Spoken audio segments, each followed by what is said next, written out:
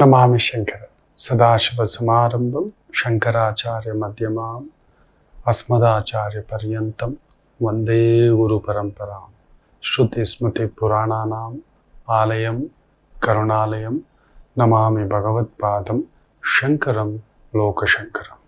ನಾಡಿನ ಸಮಸ್ತ ವೀಕ್ಷಕ ಬಂಧುಗಳ ಪಾದಾರವಿಂದಗಳಿಗೆ ನನ್ನ ಶಿರಸಾಷ್ಟಾಂಗ ನಮಸ್ಕಾರಗಳು.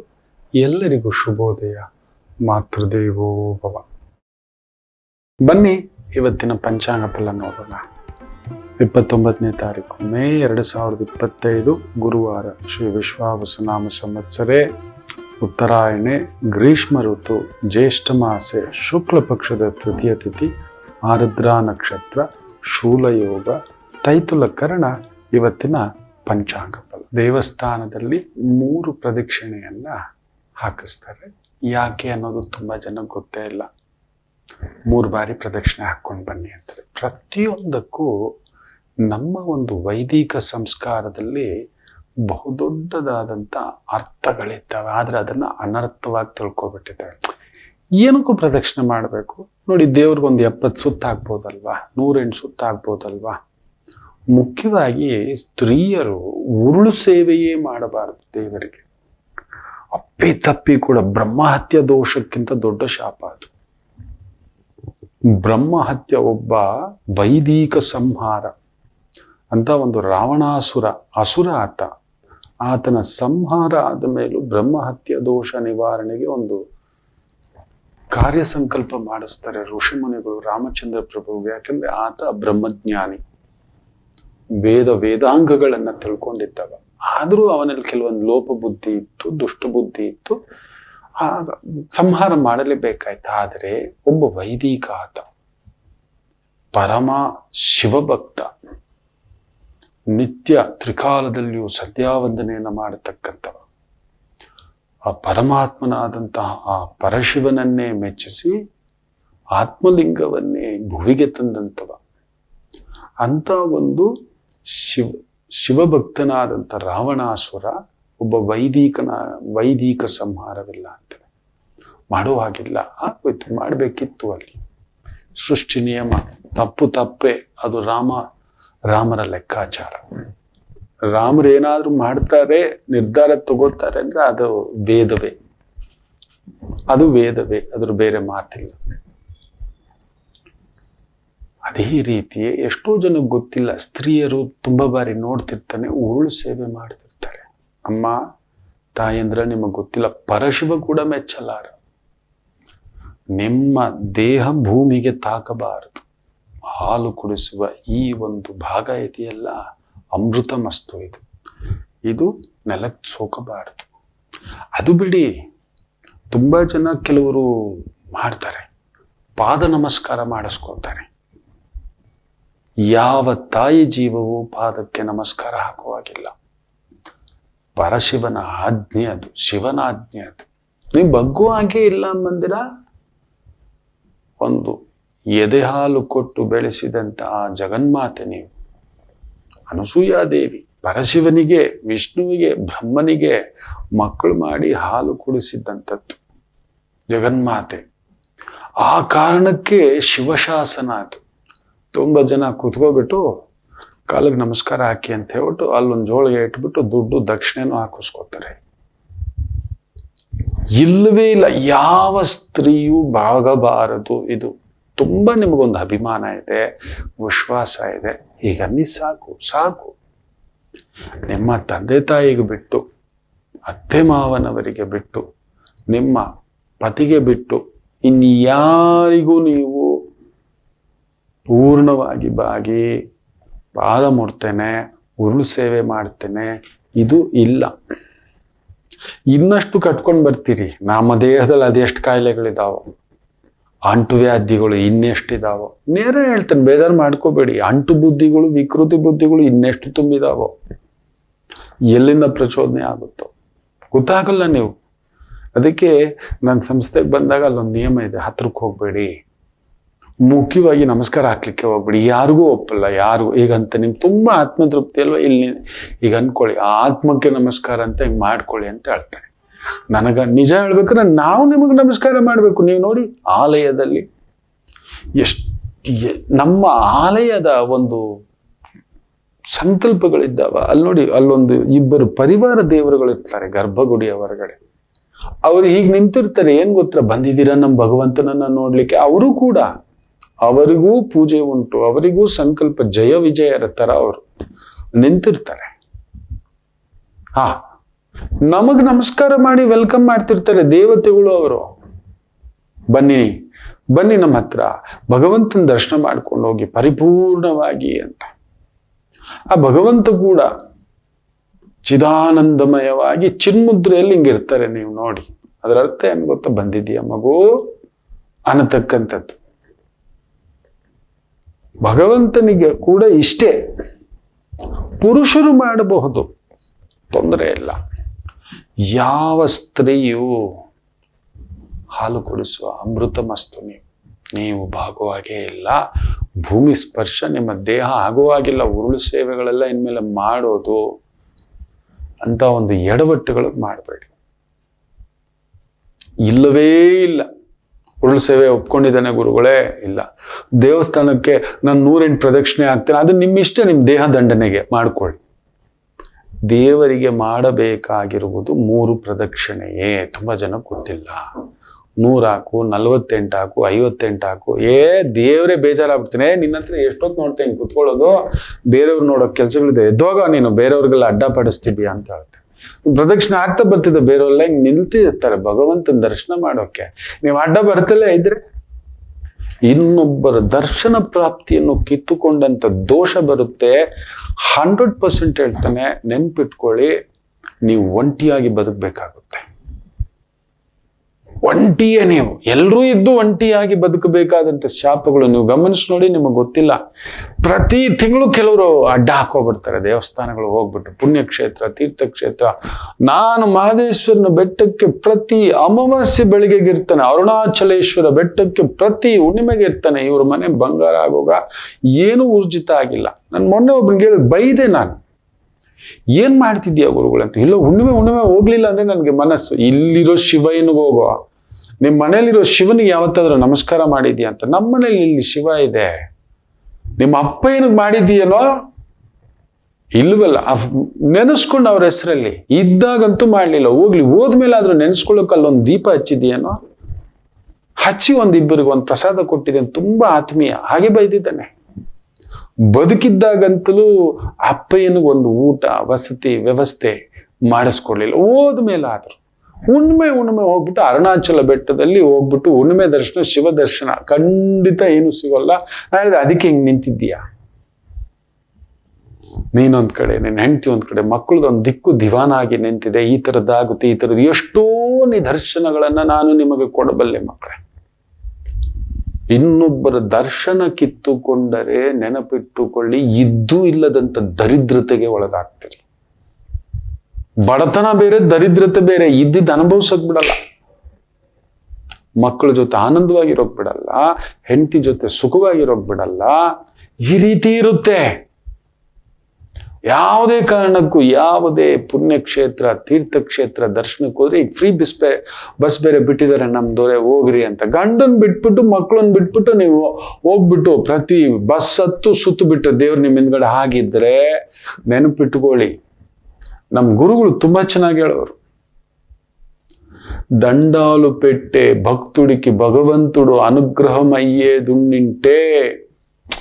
ಕೈ ಎತ್ತಿ ಮುಗಿಯೋ ಪ್ರತಿ ಭಕ್ತನಿಗೂ ಭಗವಂತ ಎತ್ತೆತ್ತಿ ಕೊಡೋ ಆಗಿದ್ರೆ ಫಸ್ಟ್ ಒಬ್ಬ ಶ್ರೀಮಂತ ಮಾಡ್ತಿದ್ದೇನು ಗೊತ್ತಾ, ಕೈಗಳು ಕತ್ತರಿಸಾಕ್ತಿದ್ನೋ ಪ್ರತಿಯೊಬ್ಬ ಬಡವನದ್ದು ಅಂತ. ಹೌದು, ಎಲ್ರು ಯಾವ ಶ್ರೀಮಂತ ಆದ್ರೂ ಬಂದಿಂಗ್ ನಿಂತ್ಕೋತಾನ ಮಕ್ಕಳೇ, ನೀವು ನೋಡಿದೀರಾ? ಅದು ಬಿಡಿ, ಶ್ರೀಮಂತ ಬಿಡಿ, ಸನ್ಯಾಸಿಗಳು, ನಿಜವಾದ ಸನ್ಯಾಸಿ ಆಲಯಕ್ಕೆ ಬರೋಲ್ಲ. ಅವರ ತಮ್ಮ ಒಳಗಡೆಯೇ ಭಗವಂತನನ್ನ ಸಂನ್ಯಾಸ ಮಾಡ್ಕೊಂಡಿರ್ತಾರೆ. ನಿಜವಾದ ಗುರು ದೇವರನ್ನು ಹುಡ್ಕೊಂಡು ಹೋಗಲ್ಲ, ತನ್ನ ಒಳಗಡೆ ಹುಡುಕ್ತಿರ್ತಾನೆ. ತನ್ನ ಒಳಗಡೆ ಅಲ್ಲೋಗ್ಬಿಟ್ರೆ ಇಲ್ಲೋಗ್ಬಿಟ್ರೆ ನೀನು ಮಾಡಿದ ಕರ್ಮದ ಗಂಟು ನೀನು 7 ಸಮುದ್ರ ಸುತ್ತಿದ್ರು.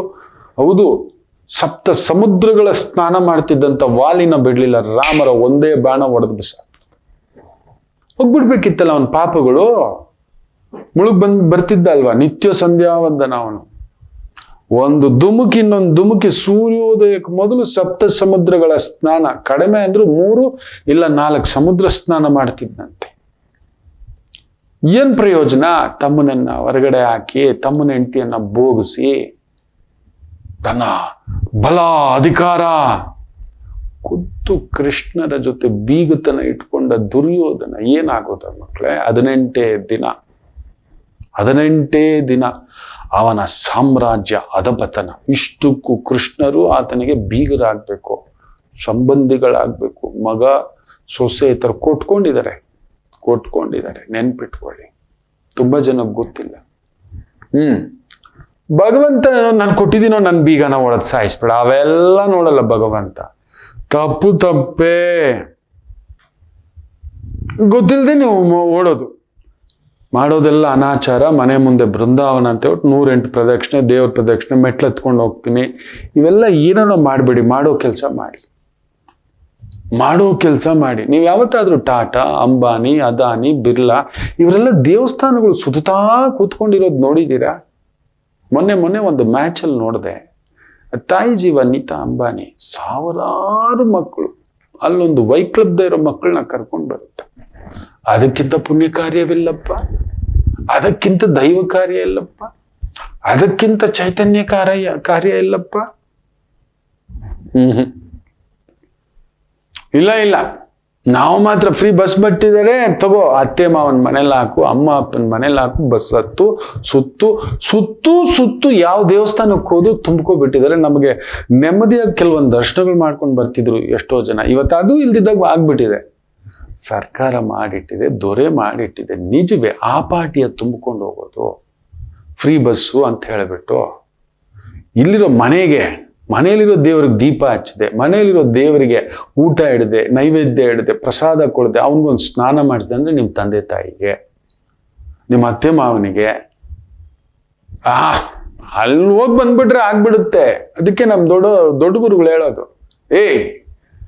ಎಷ್ಟು ಜನ ಭಗವಂತನ ಮುಂದ್ಗಡೆ ಕೈ ಎತ್ತಿ ಯಾಚಿಸ್ತಕ್ಕಂಥ ಬಡವನಿಗೆ ಭಗವಂತ ಎತ್ತಿದ್ ಕೊಡ್ತಾನೆ ಅನ್ನತಕ್ಕಂಥದ್ದು ಆಗ್ಬಿಟ್ಟಿದ್ರೆ ಫಸ್ಟು ಕೈ ಕತ್ತರಿಸ್ಬಿಡೋರು ಶ್ರೀಮಂತರು ಅಂತ ಗೊತ್ತು ಅವನಿಗೆ.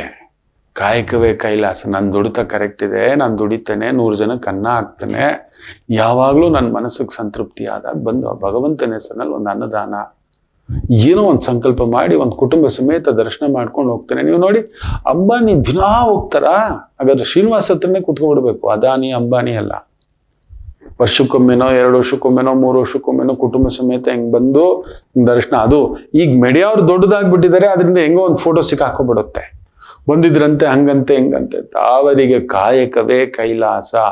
ಅನ್ನ ಕೊಡುವುದೇ ಅವರ ಒಂದು ವೃತ್ತಿ, ಸಾವಿರಾರು ಮಂದಿಗೆ ಉದ್ಯೋಗ ಕೊಡುವುದೇ ಅವರ ಕನಸು.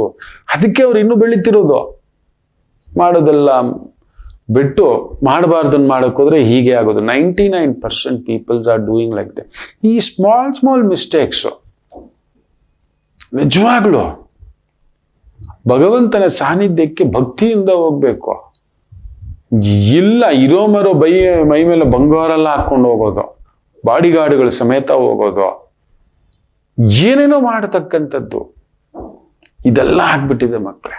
ನಿಜ ಹೇಳ್ತೇನೆ, ದೇವಸ್ಥಾನಕ್ಕೂ ಅಷ್ಟೇ ಪ್ರದಕ್ಷಿಣೆ ಹಾಕೋದಕ್ಕೆ ಒಂದು ನಿಯಮಗಳಿದ್ದಾವೆ. 3 ಪ್ರದಕ್ಷಿಣೆ.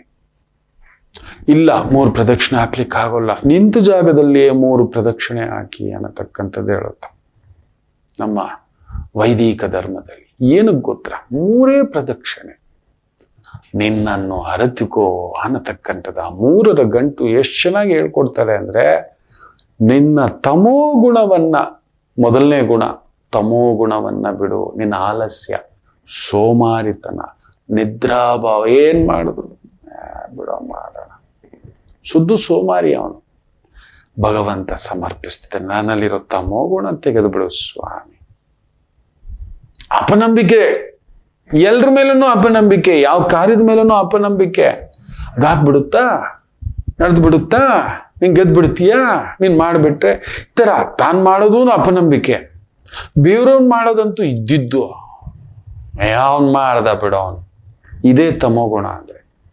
ಇನ್ನೊಬ್ಬರನ್ನ ನಿಂದಿಸೋದು, ಇನ್ನೊಬ್ಬರನ್ನ ಕೆಟ್ಟದಾಗಿ ನೋಡೋದು, ಅಪನಂಬಿಕೆಯಿಂದ ನೋಡೋದು, ಅಪಹಾಸ್ಯ ಮಾಡೋದು ತಮೋಗುಣ. ಅಯ್ಯ ನನಗೆ ಕಮ್ಮಿ ಮಾಡು. ಮೊದಲನೇ ಸುತ್ತಲ್ಲಿ ಆ ತಮೋಗುಣ. ಪ್ರತಿಯೊಬ್ಬ ಮನಸ್ಸಿನಲ್ಲೂ 3 ಗುಣಗಳಿದೆ: ತಮೋಗುಣ, ರಜಸ್ಸು ಹಾಗೂ ಸಾತ್ವಿಕ. ಇನ್ನು 2ನೇ ಪ್ರದಕ್ಷಿಣೆ ಏನು ಗೊತ್ತಾ ಹಾಕೋದು? ನಮಗೆ ದ್ವೇಷ ಭಾವ ಜಾಸ್ತಿ. ಎಲ್ಲರೂ ಚೆನ್ನಾಗಿರ್ಬೇಕು ಸರ್, ಅದು ನಾನು ಒಬ್ಬನೇ ಆಗಿರ್ಬೇಕು ಸರ್. ಎಲ್ರೂ ಮುಂದ್ಗಡೆ ಹೇಳುದು, ಸರ್ ಎಲ್ಲರೂ ಚೆನ್ನಾಗಿರ್ಬೇಕು, ಅದು ನಾನು ಒಬ್ಬನೇ ಆಗಿರ್ಬೇಕು. ಅದೇ ಸಮಸ್ಯೆ. ವಿಪರೀತ ದ್ವೇಷ. ಇನ್ನೊಬ್ಬ ಬೆಳಿಬಾರ್ದು. ಅವನು ಬೆಳೆದಂದ್ರೆ ಅದು ಎಲ್ಲಿಂದಲೋ ಉಟ್ಕೊಬಿಡ್ತಾರಪ್ಪ. ಒಬ್ಬ ವ್ಯಕ್ತಿ, ನೀವು ನಿಮ್ಮ ಮನೆಯಲ್ಲೇ ನೀವು ದೊಡ್ಡವರಾಗಿ ನೋಡಿ, ನಿಮ್ಮ ಮಟ್ಟಕ್ಕೆ ಕೊಂಬು ಬಂದ್ಬಿಟ್ಟಿದ್ಯೋ ಅವನಿಗೆ. ನನ್ನ ಗುರುಗಳಿಗೆ ಅವರ ಮಾತೃಮಯ್ಯೇ ಹೇಳ್ಬಿಟ್ರು. ಏನಾಯ್ತು ಅಂದ್ರೆ, ನಾನು ಇದ್ದೆ, ಏನೋ ಒಂದು ದೈವಾನುಗ್ರಹ, ತುಂಬ ದೊಡ್ಡ ಕುಟುಂಬ, ಮನೆಯವನ್ನೆಲ್ಲ ಕುಳಿತು ಮಾತಾಡಿ ಮನೆ ಕಟ್ಟೋಣ. ಅಕ್ಕ ತಂಗಿರಿಗೆ ಮನೆಗಳಿಲ್ಲ, ಅಣ್ಣ ತಮ್ಮಂದಿರುಗಳಿಗೂ ಮನೆ ಇಲ್ಲ. ಇವ್ರಿಗೇನೋ ಒಂದು ವೈದಿಕ ಸಂಕಲ್ಪ, ಭಗವಂತ ಕೊಟ್ಟ ಶಕ್ತಿ, ಒಂದು ಲೋನು, ಇನ್ನೊಂದು 11 ರೂಮಿನ ಮನೆ. ಎಲ್ಲರೂ ಒಂದೊಂದು ರೂಮಲ್ಲಿರ್ಲಿ, ಅಮ್ಮ ಅಪ್ಪ ಹೇಗಿರ್ಲಿ. ಮನೆ ಆರಂಭ ಆಯ್ತು. ಪೂರ್ತಿ ಆಗುವ ಸಂದರ್ಭ ಅದೇನು ಕಿಚಡಿ ಆಯ್ತೋ ಗೊತ್ತಿಲ್ಲ. ನಂಬ್ತೀರಾ? ಎತ್ತು ತಾಯಿ ಆಡಿದ ಮಾತು ನಾನು ಏನು ಮಾತಾಡ. ಅವನ್ ದೊಡ್ಡ ಅಸ್ತಕ್ಕೆ ಅವನ್ ಇಟ್ಕೊಳಕ್ ಕೇಳಲ್ಲೋ, ಅವನಂತೆ ಅವನ ಮನೆ ಅಂತೆ. ಕೇಳ ನಿಮ್ ಗುರೂಜಿನ. ಅವನ್ ಯಾವ ಗುರೂಜಿನೋ? ಇವರು ಬಿಕ್ಕಿ ಬಿಕ್ಕಿ ಹೇಳ್ತಿದ್ದಾರೆ. ಊರಿಗೆಲ್ಲ ಹೇಳ್ಬಿಟ್ಟವ್ರೆ. 10,000 ಮಂದಿಗೆ ಹೇಳ್ಬಿಟ್ಟಿದ್ದಾರೆ. ಅವ್ರ ಮನೆತನದಲ್ಲಿ ಮೊಟ್ಟ ಮೊದಲ ಮನೆ, ಸ್ವಂತ ಮನೆ, ಸ್ವಂತ ಜಾಗ, ಸ್ವಂತ ವ್ಯವಸ್ಥೆ ಅಂತ ದೊಡ್ಡದಾಗಿ ಕಟ್ಟಿದ್ದಾರೆ. ಎಲ್ರು 1 ಲಿಫ್ಟ್ ಅಂದ್ರೆ 3 ಲಿಫ್ಟ್ ಕಟ್ಟಿರೋ ಮನುಷ್ಯ. ಅಮ್ಮ ಅಪ್ಪನಿಗೆ 1 ಲಿಫ್ಟ್ ಇರ್ಬೇಕು, ಒಡ ಹುಟ್ಟಿದವ್ರು ಒಂದಿರ್ಬೇಕು, ಸ್ನೇಹಿತರು ಆತ್ಮೀಯರು ಬಂದ್ರೆ 1 ಲಿಫ್ಟ್ ಅಲ್ಲಿ ಬರ್ಬೇಕು ಅವ್ರಿಗೆ. ತಾವು ತಮ್ಮ ಕುಟುಂಬ ಓಡಾಡ್ಲಿಕ್ಕೆ 1 ಲಿಫ್ಟ್ ಇರ್ಬೇಕು ಅನ್ನತಕ್ಕಂಥದ್ದು. ಮನೇಲಿ 20-25 ಜನ ಕೆಲಸಗಾರರು. ಸಿಕ್ಕಾಬಟ್ಟೆ ಮಾಡಿದಂತ ಪುಣ್ಯಾತ್ಮ. ನಂಬ್ತೀರಾ? ಒಡಹುಟ್ಟಿದವ್ರು ಎಲ್ರೂ ಜೊತೆಲಿರ್ಬೇಕು ಅಂತ ಕುಳಿತು ಮಾತನಾಡಿ ಸಾಲ ಸೋಲ ಮಾಡಿ 4-5 ಕೋಟಿ ಸಾಲ ಸೋಲ ಮಾಡಿ ಕಟ್ಟಿರ್ತಕ್ಕಂಥದ್ದು ನೋಡಿದ್ರೆ, ಎತ್ತು ತಾಯಿ ಎತ್ತು ತಂದೆ ಒಡಹುಟ್ಟಿದವ್ರು ಎಲ್ಲ ಅಯ್ಯೋ, ಗೃಹ ಪ್ರವೇಶದ ದಿನ ನಾವು ನಂಬಲ್ಲ. ನನ್ನ ಪಕ್ಕದಲ್ಲೇ ಇದ್ದೀನಿ, ಸುಮ್ನಿರಿ ಗುರುಗಳೇ, ನೀನೊಬ್ಬ ಬಂದೆ ಕಣೋ, ಎಲ್ಲೋ ನಮ್ಮ ನೀನೇನಕ್ಕೋ ಹೋಗ್ತೀಯಾ? ಪುಡಾರಿಗೆ ಏನು ಅಂತಿದ್ದಾರೆ, ಸಹಿಸ್ಲಿಕ್ಕೆ ಆ ತಾಯಿ ಕೈಯಲ್ಲೇ ಆಗ್ತಿಲ್ಲ. ಏನಕ್ಕೆ ಈ ರೀತಿ ಆಯ್ತು? ಇವತ್ತಿಗೂ ಆ ಭಗವಂತನ ಹತ್ರ ಕೇಳ್ತಿರ್ತಾನೆ. ಇವತ್ತು ಅವರಿಲ್ಲ, ಗುರುಗಳಿದ್ದಾರೆ, ಇವತ್ತಿಗೂ ನೆನ್ಸ್ಕೋತಿರ್ತಾರೆ. ಬಿಡ, ಯೋಗಿ ಪಡೆದಿದ್ ಯೋಗಿಗೆ, ಜೋಗಿ ಪಡೆದಿದ್ ಜೋಗಿಗೆ ಅಂತ. ಎಲ್ಲಿಂದ ದ್ವೇಷ ಹುಟ್ಕೊಂತ ಗೊತ್ತಿಲ್ಲ. ಹುಟ್ಟು ಎಲ್ರಿಗೂ. ಅವರು ಒಡ ಹುಡ್ತವ್ರು ಈ ರೀತಿ ಮುಷ್ಟಿ ತರ ಇದ್ದವ್ರು ಯಾರು ಇಲ್ಲ, ಎಂಥದ್ದು ಇಲ್ಲ. 1 ಲೋಟ 1 ಸ್ಪೂನು ಕೊಟ್ಟಿದ್ರೆ, ಇದಪ್ಪ ನಾನು ಇಟ್ಕೊಳ್ಳೋ ನಮ್ ಗುರ್ತಿಗೆ, ಇದಪ್ಪ ಇಲ್ಲವೇ ಇಲ್ಲ. ಇರ್ಲಿ ಬಿಡ. ಕಡೆಗೆ 6-7 ವರ್ಷ ನೀವು ನಂಬಲ್ಲ, ಒಪ್ಸಿ ಕರ್ಕೊಂಡು ಬಂದು ಜೊತೆಲಿ ಇಟ್ಕೊಂಡ್ರು, ಎಲ್ಲಾನು ಕರ್ಕೊಂಡು ಬಂದ್ರು. ಅದು ಇನ್ನೊಂದು ಕಥೆಗಳು. ತಾವು ಮಾಡಿದ ತಪ್ಪಿಗೆ ಎಲ್ರ ಕಾಲ್ಗೂ ಹಿಡ್ಕೊಂಡ್ರು. ನಾನು ಕೇಳಿದೆ, ಇದೇನ್ ಗುರುಗಳಂದ್ರೆ, ಬಿಡು, ನಮ್ಮ ಮನೆ ಅಂದ್ಮೇಲೆ ನಮ್ ಧರ್ಮ ಕೊಡೋ, ನಮ್ಮವ್ರ ಕಾಲು ಹಿಡಿದೆ, ಇನ್ಯಾರ ಕಾಲು? ಅವ್ರಿಂದ ಕಲ್ತ್ ಮಾತು ನಾನು. ನಮ್ಮವ್ರ ಕಾಲೇ ನಾವು ಫಸ್ಟ್ ಇಟ್ಕೋಬೇಕು. ನನ್ನ ಅಣ್ಣ ತಾನೆ, ನನ್ನ ತಮ್ಮ ತಾನೆ, ನಮ್ಮ ಅತ್ತಿಗೆ ತಾನೆ, ನಮ್ಮಕ್ಕ ತಾನೆ, ನಂಬವ ತಾನೆ. ನನ್ನಿಂದ ತಪ್ಪಾಗಿರ್ಬೇಕಪ್ಪ, ಹಿಂಗೆ ಹೇಳ್ಬಿಟ್ರು. ಖಂಡಿತ ನಿಮ್ ಮನ್ಸಿಗೆ ನೋವಾಗಿರ್ತ, ಬನ್ರೋ ನಿಮ್ ಕಾಲು ಹಿಡ್ಕೋತೀನಿ.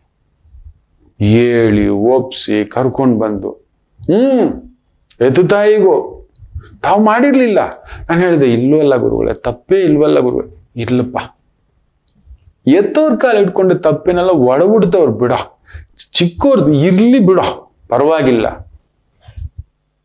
ಇರ್ಲಿ ಬಿಡ. ಇವತ್ತವ್ರು ದೊಡ್ಡವರಾಗೇ ನಿಂತಿದ್ದಾರೆ. ನಮ್ಮ ಗುರುಗಳು ದೊಡ್ಡವರಾಗಿಯೇ ನಿಂತಿದ್ದಾರೆ. ಅದನ್ನ ನೋಡಿದ್ರೆ ಒಂದು ಆನಂದ. ಅವರಿಂದ ಕಲಿತ ಸಂಸ್ಕಾರಗಳು ನನ್ನ 1000. ನಾನು ಕಲಿಯದೇ ಬಂದಿದ್ದು 1, ಇಂಥವರಿಂದ ನೋಡಿ ಕಲಿತಿದ್ದು 1000. ನೋಡಿ, ಇದುವೇ ದ್ವೇಷ. ಆಮೇಲೆ ನಿತ್ಯ ಕಷ್ಟ ಕಾರ್ಪಣ್ಯ ಕೆಲವರಿಗೆ ಇದ್ದೇ ಇರುತ್ತೆ. ಏನೋ ಒಂದು ಕಷ್ಟ, ಏನೋ ಒಂದು ಏನ್ ಮಾಡಿದ್ರು ಕಷ್ಟಪಟ್ಟೆ ತಗೋಬೇಕು. ಏನ್ ಮಾಡಿದ್ರು ಪೈಪೋಟಿ, ಏನ್ ಮಾಡಿದ್ರು ಜಗಳಗಳೇ, ಏನ್ ಮಾಡಿದ್ರು ಕಲಹಗಳೇ. ನಮ್ಮಲ್ಲಿ ಅದೊಂದಿರುತ್ತೆ, ನಮಗಾಗಲ್ಲ. ಈ ಜಗಳದ ಬುದ್ಧಿ, ವಿಪರೀತ ಕ್ರೋಧ ಬುದ್ಧಿ, ಒಳ್ಳೆ ಮಾತು ಅನ್ನೋದೇ ಬರಲ್ಲ. ನಮಗೆ ನಮ್ಮ ಮೂಗಿನ ನೇರಕ್ಕೆ ಕರೆಕ್ಟು ಅನ್ನೋದು. ನನ್ನ ಗುರುಗಳು ಹೇಳ್ಕೊಟ್ರು, ನಿನಗೆ ವಿಪರೀತ ಕೋಪ ಹಾಕೋಣ, ಸುಮ್ಮನೆ ಇದ್ಬಿಡು, ಪಟ್ಟನ್ ಮಾತಾಡ್ಬಿಡ್ತೀಯ. ನಮ್ಮವ್ವನು, ಏನೋ ಮಾತಾಡ್ಬಿಡ್ತೀಯಪ್ಪ ನೀನು, ನಾನು ಹೋದ್ಮೇಲೆ ವಯಸ್ಸಾದೋ ನಿಮ್ಮ ತಂದೆ ಇದೆ ಅನ್ಕೊಣೋ, ಹೆಣ್ಮಕ್ಳೆಲ್ಲ ಇದ್ದಾರೆ ಕಣೋ, ತುಂಬಾ ಏನಂದರೂ ಅದೇನೋ ಗೊತ್ತಿಲ್ಲ, ತುಂಬಾ ಕಡಿಮೆ ಮಾಡ್ಕೊಬಿಟ್ಟಿದ್ದಾನೆ. ಅವು ನನ್ನ ನೆನೆಸ್ಕೋತಾನೆ. ಇಲ್ಲವ್ವ, ಸರಿ ಬಿಡು, ನಿನ್ಗೆ ಹೇಳಿದ್ನಲ್ಲ. ಹೌದು, ಎರಡನೇ ಗುಣ ನಮ್ಮ ರಜೋಗುಣ, ರಜಸ್ಸು, ತಗ ನಾನು, ನಂದು ಆ ಅಹಂಕಾರ, ದುರಹಂಕಾರ, ಮದಾಂಕಾರ, ದುಡ್ಡಿನ ಅಹಂಕಾರ, ಎಲ್ಲವನ್ನ ಸರೆಂಡರ್ ಮಾಡಬೇಕು ಅಂತ ಹೇಳುತ್ತೆ ಎರಡನೇ ಪ್ರದಕ್ಷಿಣೆ.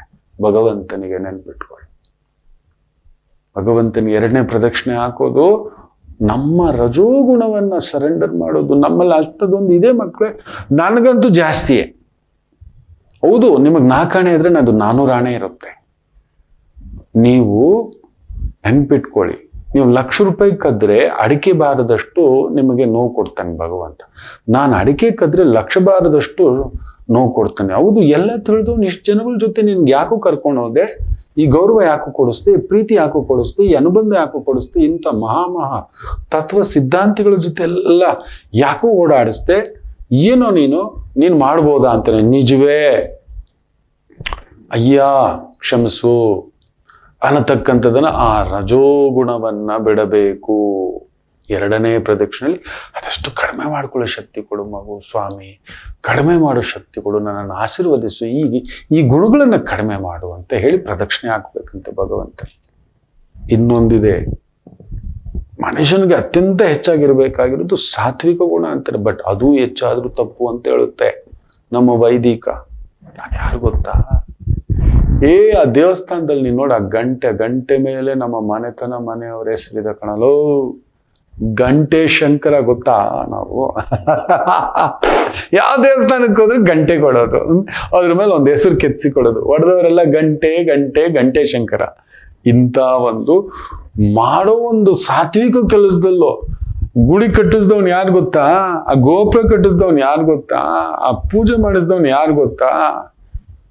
ಇಂಥದ್ದೊಂದು ಸಾತ್ವಿಕ ಅಹಂಕಾರವೂ ಇರುತ್ತೆ. ನಾನು ಏನ್ ಪೂಜೆ ಮಾಡಿಸ್ತೀನಿ ಗೊತ್ತಾ, ಸುಪ್ರಭಾತ ಸೇವೆ, ಮೊದಲನೇ ಸೇವೆ ನಂದೇ ಕಣ ನಡೆಯೋದು.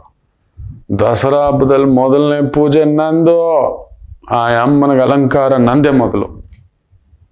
ನನ್ನಮ್ಮ ಜ್ಞಾನಗಂಗಮ್ಮ ಕ್ಷೇತ್ರ ಅಲ್ಲಿ ನಡೀತಿರುತ್ತೆ, ನೋಡ್ತಿರ್ತೇನೆ ವಿಚಿತ್ರ ಭಾಸಗಳು ಕೆಲವೊಂದು. ನಾನು ಹೇಳ್ತೇನೆ, ಕಟ್ಟಗಡೆಯ ಸೇವೆ ಎಲ್ಲಾರ್ದು ಆದ್ಮೇಲೆ ಉಳಿದಿದ್ರೆ ನಮ್ಗೊಂದು ಅವಕಾಶ ಕೊಡಿ, ಇಲ್ಲ ಬಂದು ದರ್ಶನ ಮಾಡ್ಕೊಂಡು ಆ ಅಮ್ಮನಿಗೊಂದು ನಮಸ್ಕಾರ. ಯಾವಾಗಲೂ ಅಷ್ಟು ವಿಜಯದಶಮಿಯಲ್ಲಿ ಆ ನವರಾತ್ರಿಗಳಲ್ಲಿ ಅಮ್ಮನವ್ರ ಹತ್ರ ಹೋಗ್ತೀವಿ.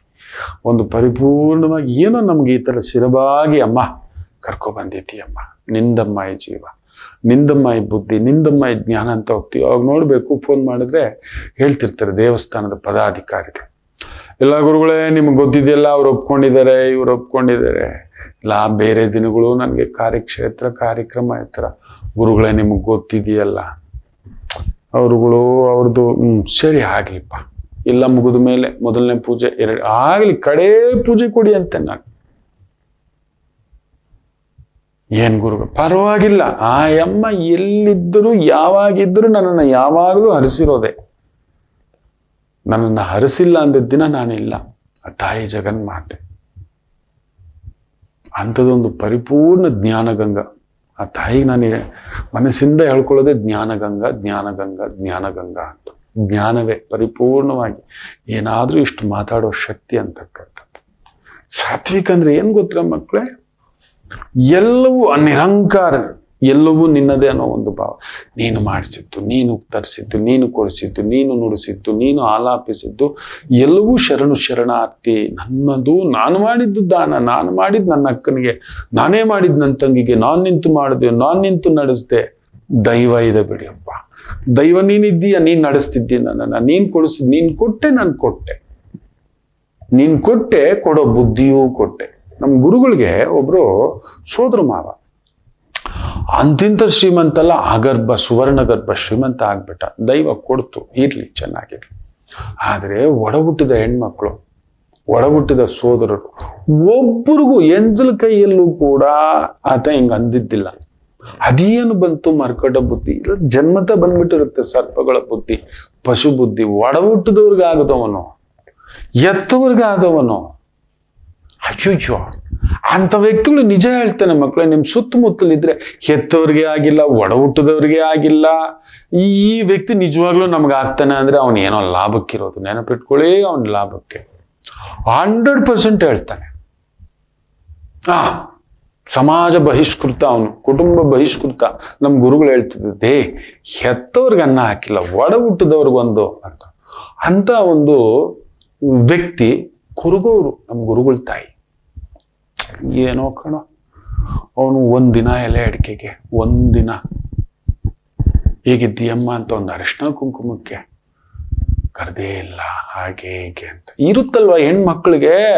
ಅಮ್ಮನ ಮನೆ, ತವರ ಮನೆ, ನಮ್ಮ ಮಾವನ ಮನೆ ಇರುತ್ತಪ್ಪ. ಅಯ್ಯೋ, ನಮ್ಮೂರಿನ ಹೆಣ್ಮಕ್ಳಿಗೆ ನಮ್ಮಮ್ಮ ಅಪ್ಪಂದು, ನನ್ನ ಗಂಡನ ಮನೆದು ಯಾಕೆ, ಅವ್ರಿಗದು ಪೂರ್ಣ ಸಿದ್ಧ. ಅವರ ರೂಪವೇ ಆಸೆ. ಹೆಣ್ಣು ಅಂದ್ರೇನೆ ಆಸೆ, ನೆನಪಿಟ್ಕೊಳ್ಳಿ. ಹೆಣ್ಣು ಅಂದ್ರೇನೆ ಆಸೆನಪ್ಪ, ಸುಳ್ಳು ಹೇಳಬಾರ್ದು. ತುಂಬಾ ಜನ ಹೇಳ್ತಾರೆ ಹೆಣ್ಣಿನ ಮನಸ್ಸು ಅರ್ಥ ಮಾಡ್ಕೊಳಕ್ಕಾಗಲ್ಲ. ಅದಲ್ಲ, ಆಕೆ ಆಸೆಯ ಅವಳಿಲ್ಲ ನಮಗ ಆಸೆಯೇ ಬರೋಲ್ಲ. ಸತ್ಯ ಹೇಳ್ತೇನೆ. ಧರ್ಮಪತ್ನಿ ರೀ, ಮಗುದು ಮುಂದಿನ ತಿಂಗಳು ಬರ್ಡೇ ಇದೆ, ಕಾರ್ಯಕ್ರಮಗಳು ನೋಡ್ಕೊಂಡು ರೀ, ಮುಂದಿನ ತಿಂಗಳು ಈ ಥರದ ಅಮ್ಮಂದು ಕಾರ್ಯ ಇದೆ, ಈ ಥರದೊಂದು ಪೂಜೆ ಮಾಡ್ಕೊಳ್ಳೋಣ, ಈ ಥರದೊಂದು ಬರೋದೊಂದು ಹೇಳೋದಿದೆ, ಈ ಥರದ್ದು ಎಷ್ಟು ಚೆನ್ನಾಗಿ ರೀ ಕಾಲೇಜ್ ಫೀಸ್ಗಳು ಬರುತ್ತೆ ನೋಡಿ ಮಕ್ಕಳದ್ದು, ರೀ ಈ ಥರದೊಂದು ಸ್ಕೂಲ್ ಫೀಸ್ಗಳು ಬರುತ್ತೆ ನೋಡಿ. ಏನೋ ಹೇಗೋ ನೋಡಿ, ಗೌರಿ ಹಬ್ಬ ಬರುತ್ತೆ, ವರಮಹಾಲಕ್ಷ್ಮಿ ಹಬ್ಬಗಳು ಬರುತ್ತೆ, ಮನೆಗೆ ಬರ್ತಾರಲ್ವ ಮಕ್ಕಳಿಗೆ, ಹೆಣ್ಮಕ್ಳಿಗೆ ಏನಾದರೂ ಒಂದು ನನ್ನನ್ನು ಎಚ್ಚರಿಸಿ, ನಾನು ಎಲ್ಲೋ ಇರ್ತೇನೆ, ನನ್ನ ಭೂಮಿಗೆ ಎಳ್ಕೊಂಬರುತ್ತೆ. ನಿಜವಾಗ್ಲೂ ಹೇಳ್ತೇನೆ, ನಾನು ಎಲ್ಲೋ ಇರ್ತೇನೆ. ನನ್ನ ಮನೆತನ ಉಳಿದಿದೆ ಅಂದ್ರೆ ಆ ಧರ್ಮ ದೇವತೆಯೇ. ಧರ್ಮ ಎಲ್ಲಿದೆ ಅಂದ್ರೆ ನನ್ನ ಮನೆಯಲ್ಲೇ, ನನ್ನ ಧರ್ಮ ಪತ್ನಿಯಲ್ಲಿದೆ, ಇನ್ನೂ ಇದ್ದೇನೆ. ಆ ಹೆಣ್ಮಕ್ಳು ನಗ್ನಗ್ತಾ ಇದ್ದಾರೆ ಅಂದ್ರೆ ಆ ಧರ್ಮ ದೇವತೆಯ ಸಾಕ್ಷಿ ಅಷ್ಟೇ. ಅವ್ರು ಏನಾದ್ರೂ ಅನ್ಕೊಳ್ಳಿ, ದೇವ್ರಿಗೋ ಲೆಕ್ಕ. ಆ ಆಸೆ ರೀ, ಇದೇನು ಈ ಬಟ್ಟೆ ಹಾಕೊಂಡು ಹೋಗ್ತೀರಿ, ಇದೇನಿದು, ಇದೇನಿದು ಕುತ್ತಿಗೆಯಲ್ಲಿ ಒಂದು, ನಾನು ಹಾಕಲ್ಲ ಬಂಗಾರ, ನನಗಿಷ್ಟ ಇಲ್ಲ. ನಮಗೊಂದು ಲೆಕ್ಕಾಚಾರ ಇದೆ ವೈದಿಕವಾಗಿ.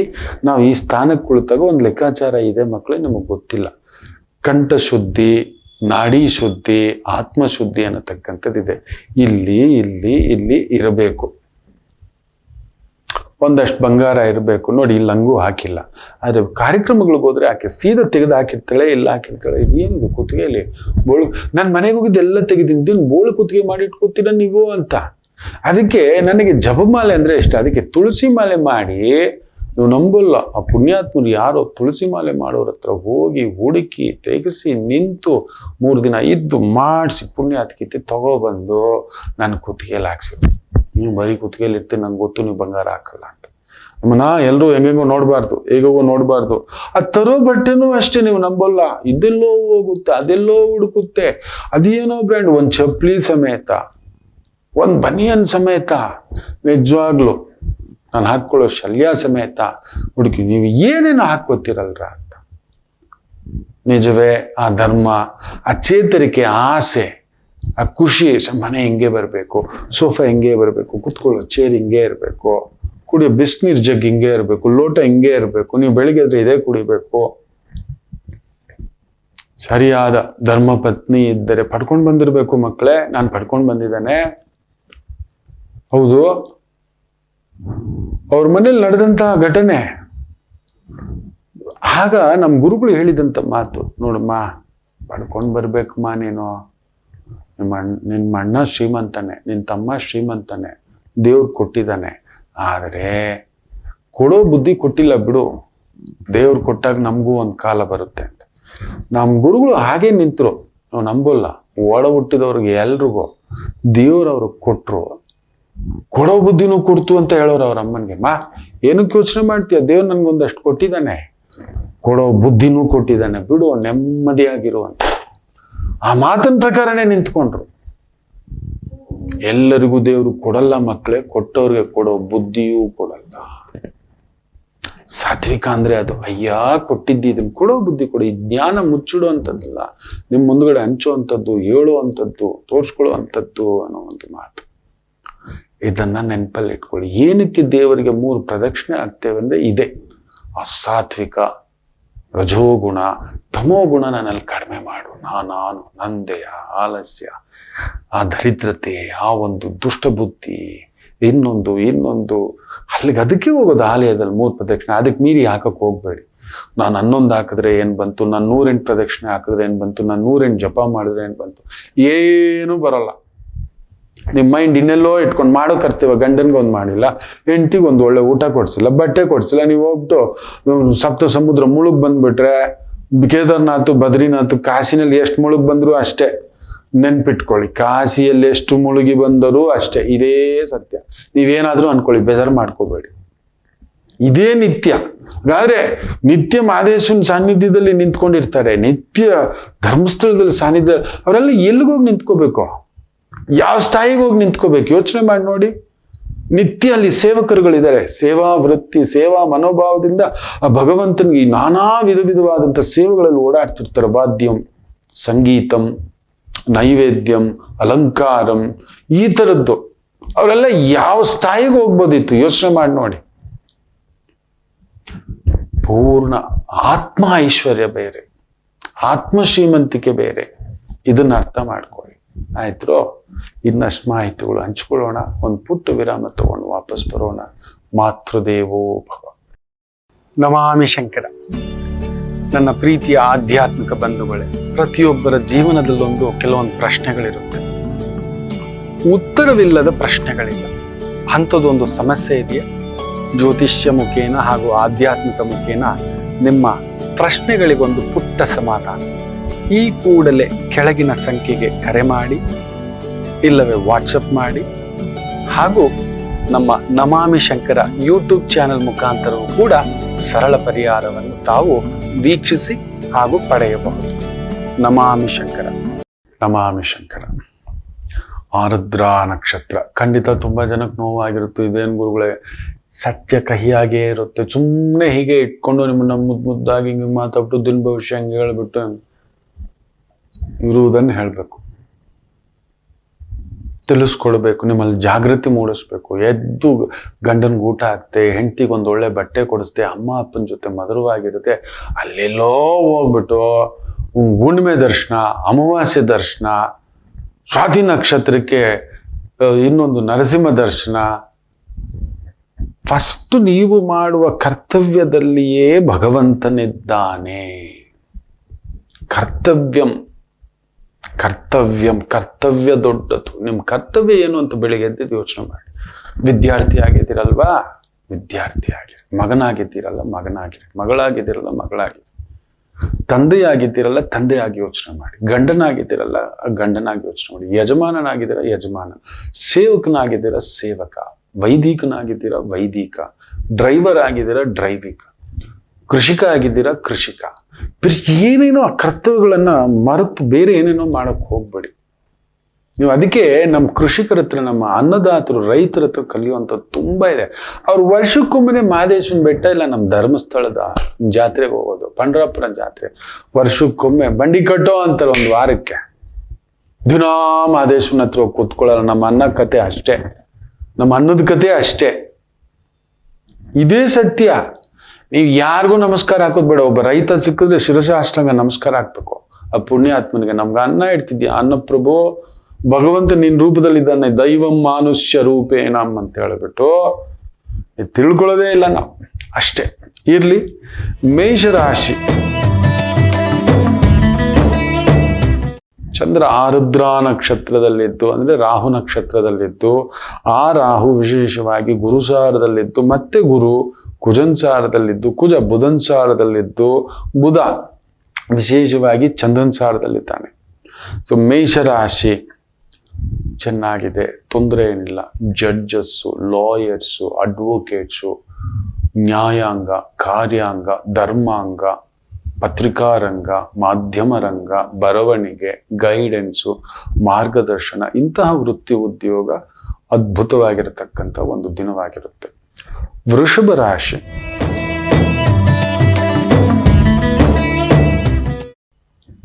ಗುಪ್ತಚರ ಇಲಾಖೆ, ವೈದ್ಯಕೀಯ ಇಲಾಖೆ, ಶಸ್ತ್ರಾಗಾರ ಇಲಾಖೆ, ಶಸ್ತ್ರಚಿಕಿತ್ಸೆ ಇಲಾಖೆ, ಇಂಥವುಗಳಲ್ಲಿ ಕೆಲಸ ಕಾರ್ಯ ಮಾಡ್ತಿದ್ದೀರಿ. ತಂತ್ರ, ಪ್ರತಿತಂತ್ರ, ರಣತಂತ್ರ, ಯುದ್ಧತಂತ್ರ, ವ್ಯವಹಾರ ತಂತ್ರ, ವ್ಯಾಪಾರ ತಂತ್ರ, ಇಂತಹವುಗಳಲ್ಲಿ ಉದ್ಯೋಗ ಕೆಲಸ ಕಾರ್ಯ ತೊಡಗಿಸ್ಕೊಂಡಿದ್ದೀರಿ. ವಿಶೇಷ ಅಭಿವೃದ್ಧಿಯನ್ನ ಪಡೆಯತಕ್ಕಂಥ ಒಂದು ದಿನವಾಗಿರುತ್ತೆ. ಇನ್ನು ಮಿಥುನ ರಾಶಿ,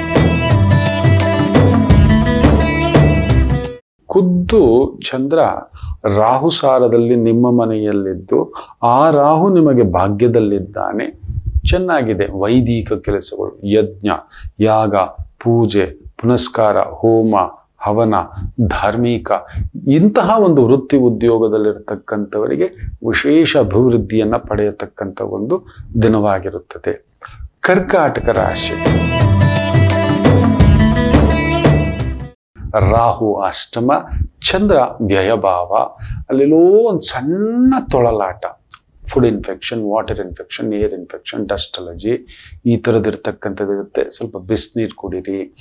ಬಿಸಿನೀರು ಎಚ್ಚರಿಕೆ. ನಿಮ್ಗೆ ಬೇಗ ಥ್ರೋಟು, ಲಂಗ್ಸು, ತಲೆಭಾರ, ಈ ಥರದ ಭಾಗಗಳಲ್ಲಿ ಬೇಗ ಇನ್ಫೆಕ್ಷನ್ಗಳ ಭಾವ ಸ್ವಲ್ಪ ಜಾಸ್ತಿ. ಸೊ ರಾಹು ಅಷ್ಟಮದಲ್ಲಿರೋದ್ರಿಂದ ಗೊತ್ತಿಲ್ಲದೆ ಅನ್ಎಕ್ಸ್ಪೆಕ್ಟೆಡ್ ಫುಡ್ ಆಗುತ್ತೆ, ಗಟ್ಟಿ ಇದನ್ನು ಜೀರ್ಣಿಸ್ಕೊಳ್ಳುತ್ತೆ, ಬೇಡ, ನೋಡಿಕೊಂಡು ಮ್ಯಾನೇಜ್ ಮಾಡ್ಕೊಳ್ತಕ್ಕಂಥದ್ದು ಮಾಡಿ. ಕರ್ಕಾಟಕ ರಾಶಿ, ಆರೋಗ್ಯದ ಮೇಲೆ ಗಮನ ಕೊಡಿ. ಮಿಕ್ಕಂತೇನು ವೃತ್ತಿಪರವಾಗಿ ಅಂಥ ತೊಂದರೆಗಳೇನು ಇಲ್ಲ. ಯಾಕಂದ್ರೆ ರಾಹು ಗುರು ಸಾರದಲ್ಲಿದ್ದು ಗುರು ಲಾಭದಲ್ಲೇ ಇದ್ದಾನೆ, ಚೆನ್ನಾಗಿದೆ. ಇನ್ನು ಸಿಂಹರಾಶಿ, ಗುರುಚಂದ್ರ ಯೋಗ, ಕೋಟೀಶ್ವರ ಯೋಗ ಅಂತ ಕೂಡ ಹೇಳ್ತೇವೆ. ಯಾಕೆಂದ್ರೆ ಚಂದ್ರ ರಾಹು ಸಾರ. ಆ ರಾಹು ನಿಮಗೆ 7ನೇ ಮನೆಯಲ್ಲಿ ವಿಶೇಷವಾಗಿ ಕುಳಿತಿರ್ತಕ್ಕಂಥದ್ದು. ಕೊಡೋದು, ತಗೊಳ್ಳೋದು, lawyer, police, criminal, IT, software, technical, guidance, ಈ ಥರದ ಒಂದು ವೃತ್ತಿ ಉದ್ಯೋಗದಲ್ಲಿ ತೊಡಗಿಸ್ಕೊಂಡಿರ್ತಕ್ಕಂಥವರಿಗೆ ವಿಶೇಷ ಅಭಿವೃದ್ಧಿಯನ್ನು ಪಡೆಯತಕ್ಕಂಥ ಒಂದು ದಿನವಾಗಿರುತ್ತೆ. ಚೆನ್ನಾಗಿದೆ. ಇನ್ನು ಕನ್ಯಾ ರಾಶಿ, ಗುರುಚಂದ್ರ ಯೋಗ, ಓಡಾಟ, ಸುತ್ತಾಟ, ಕುಟುಂಬ, ಬದುಕು, ಆನಂದ ಎಲ್ಲವನ್ನ ನೋಡ್ತಕ್ಕಂಥ ದಿನ. ಉದ್ಯೋಗದಲ್ಲಂತೂ ನಿಮ್ಗೆ ವಿಶೇಷವಾದಂಥ ಹೆಸರು, ಕೀರ್ತಿ, ಪ್ರತಿಷ್ಠೆಯನ್ನು ಪಡೆಯುತ್ತೀರಿ. ಯಾವುದೇ ರಂಗವಾದರೂ, ಸರ್ಕಾರಿ ಮಟ್ಟದ ಕೆಲಸ ಕಾರ್ಯ, ಅದರಲ್ಲೂ ಈ ಒಂದು ಕ್ಲಿನಿಕಲ್ ಲೈನಲ್ಲಿದ್ದೀರಿ, IT ಲೈನಲ್ಲಿದ್ದೀರಿ, ಸಾಫ್ಟ್ವೇರ್ ಲೈನಲ್ಲಿದ್ದೀರಿ, ಈ ಒಂದು ಬಾಹ್ಯಾಕಾಶ, ಆಕಾಶಯಾನ, ಗುಪ್ತಚರ ಇಲಾಖೆ, ಪೊಲೀಸ್ ಇಲಾಖೆ, ರಕ್ಷಣಾ ಇಲಾಖೆ, ಗುಪ್ತಚರ ಇಲಾಖೆ, ಅದ್ಭುತ. ಡಿಟೆಕ್ಟಿವ್ ಏಜೆನ್ಸಿಗಳು ನಡೆಸ್ತಿದ್ದೀರಾ, ಹ್ಯಾಕಿಂಗ್ ಏಜೆನ್ಸಿಗಳಲ್ಲಿ ಕೆಲಸ ಮಾಡ್ತಿದ್ದೀರಾ, ಬ್ಯೂಟಿಫುಲ್. ಗುಪ್ತ ತಂತ್ರವಿದ್ಯೆಗಳ ಕೆಲಸ ಕಾರ್ಯಗಳಲ್ಲಿ ತೊಡಗಿಸ್ಕೊಂಡಿರೋರಿಗೂ ವಿಶೇಷ ಅಭಿವೃದ್ಧಿಯ ದಿನವಾಗಿರುತ್ತದೆ. ತುಲಾ ರಾಶಿ,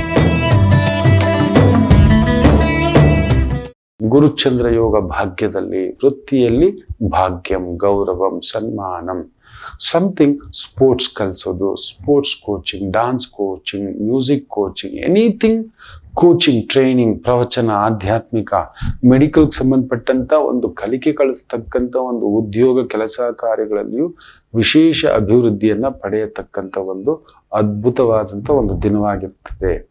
ವೃಶ್ಚಿಕ ರಾಶಿ, ಅಷ್ಟಮದಲ್ಲಿ ಚಂದ್ರ ಸ್ವಲ್ಪ ಓಡಾಟ, ಸುತ್ತಾಟ, ಎಳೆದಾಟ, ದೂರದ ಕಾರ್ಯ, ದೂರದ ಕೆಲಸ, ಸ್ವಲ್ಪ ಒಂದು ರೀತಿ ಗಲಿಬಿಲಿಗಳನ್ನ ಉಂಟು ಮಾಡಿದರೂ ಕೂಡ ಅಷ್ಟಮದಿಂದ ಕುಟುಂಬ ಸ್ಥಾನ, ಸುಖ ಸ್ಥಾನ ಹಾಗೂ ನಿಮ್ಮ ವ್ಯಯಸ್ಥಾನ ನೋಡ್ತಿರೋದ್ರಿಂದ ಗುರು ಏನೂ ತೊಂದರೆಗಳಾಗೋದಿಲ್ಲ. ಆತಂಕ ಪಡೋದೇನೂ ಬೇಕಿಲ್ಲ. ದುರ್ಗೆ, ಮನೆ ದೇವಿ, ಗ್ರಾಮ ದೇವಿ ಒಂದು ನಮಸ್ಕಾರ ಹಾಕೊಂಡು ಮನಸ್ಸಿನಲ್ಲಿ ಹೆಜ್ಜೆ ಇಟ್ಕೊಂಡು ಹೋಗಿ. ದೂರದ ಕೆಲಸ, ದೂರದ ಕಾರ್ಯ, ಇವುಗಳಲ್ಲಿ ಒಂದು ಸಣ್ಣ ಎಳೆದಾಟ ಆಗತಕ್ಕಂಥದ್ದಾಗುತ್ತೆ. ದೂರದ ಕೆಲಸ, ದೂರದ ಕಾರ್ಯ, ಸ್ವಲ್ಪ ಎಳೆದಾಟ. ರಾಮರನ್ನ ನೆನೆಸ್ಕೊಳ್ಳಿ. ಹನುಮರಿಗೆ ಒಂದು ನಮಸ್ಕಾರ ಹಾಕೊಂಡು ಹೋಗ್ತಕ್ಕಂಥದ್ದು ಮಾಡಿ ಅದ್ಭುತ ವಿಜಯ ಪ್ರಾಪ್ತಿ ಆಗತಕ್ಕಂಥ ಒಂದು ದಿನ. ಇನ್ನು ವಿಶೇಷವಾಗಿ ಧನುಸು ರಾಶಿ, ಕೇಂದ್ರದಲ್ಲಿ ಗುರುಚಂದ್ರ ಯೋಗ, ಸಪ್ತಮದಲ್ಲಿ ಕೊಡೋದು ತಗೊಳ್ಳೋದು, ಪಾಲುದಾರಿಕೆ, ಆಸ್ಪತ್ರೆಗಳು, ಧರ್ಮದರ್ಶಿಗಳು, ಎಜುಕೇಶನಲ್ ಇನ್ಸ್ಟಿಟ್ಯೂಷನ್ಸ್, ಧರ್ಮ ನ್ಯಾಯ ಇದಕ್ಕೆ ಸಂಬಂಧಪಟ್ಟಂತ ವೃತ್ತಿ ಉದ್ಯೋಗ ಕೆಲಸ ಕಾರ್ಯಗಳಲ್ಲಿ ತೊಡಗಿಸ್ಕೊಂಡಿರ್ತಕ್ಕಂಥವರಿಗೆ ವಿಶೇಷ ಅಭಿವೃದ್ಧಿಯನ್ನ ಪಡೆಯತಕ್ಕಂಥ ಒಂದು ದಿನವಾಗಿರುತ್ತೆ. ಮಕರ ರಾಶಿ, ಓಡಾಟ ಸುತ್ತಾಟ, ಸ್ವಲ್ಪ ಖರ್ಚು ವೆಚ್ಚಗಳಿದ್ದರೂ ಕೂಡ ರಾಹು ವಿಶೇಷವಾಗಿ ನ್ಯಾಯಕ್ಕೆ, ಧರ್ಮಕ್ಕೆ, ಕುಟುಂಬಕ್ಕೆ ಖರ್ಚು ಮಾಡತಕ್ಕಂಥದ್ದು ಇರುತ್ತೆ. ಏನು ತೊಂದರೆಗಳೇನೂ ಇಲ್ಲ, ಚೆನ್ನಾಗಿದೆ ಮಕರ ರಾಶಿಗೂ.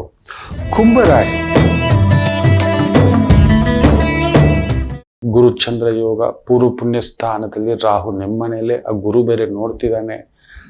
ರಾಹುನ ಪೂರ್ಣ ದೋಷವನ್ನ ಕಡಿಮೆ ಮಾಡತಕ್ಕಂಥದ್ದಾಗುತ್ತೆ. ದೈವಿಕ ಕೆಲಸಗಳಲ್ಲಿದ್ದೀರಿ, ಧರ್ಮಬದ್ಧ ಕೆಲಸಗಳಲ್ಲಿದ್ದೀರಿ, ಗೌರವಯುತ ಕೆಲಸಗಳಲ್ಲಿದ್ದೀರಿ, ಜಡ್ಜು, ತುಂಬ ದೊಡ್ಡ ಉನ್ನತ ಸ್ಥಾನದ ಉದ್ಯೋಗ ಕೆಲಸ ಕಾರ್ಯಗಳಲ್ಲಿದ್ದೀರಿ. ತುಂಬ ಸಣ್ಣ ಕೆಲಸ ಆದರೂ ಸರಿ, ನಿಮಗೊಂದು ಗೌರವ, ಸನ್ಮಾನ, ಹೆಸರು, ಕೀರ್ತಿ, ಪ್ರತಿಷ್ಠೆ ಪಡೆಯತಕ್ಕಂಥ ದಿನ. ಏನೋ ಒಂದು ಸಿಹಿ ಸುದ್ದಿಯನ್ನ ಇವತ್ತು ವೃತ್ತಿಪರವಾಗಿ, ಕುಟುಂಬ ಪರವಾಗಿ ಪಡೆಯತಕ್ಕಂಥದ್ದಾಗುತ್ತದೆ. ಇನ್ನು ವಿಶೇಷವಾಗಿ ಮೀನರಾಶಿ,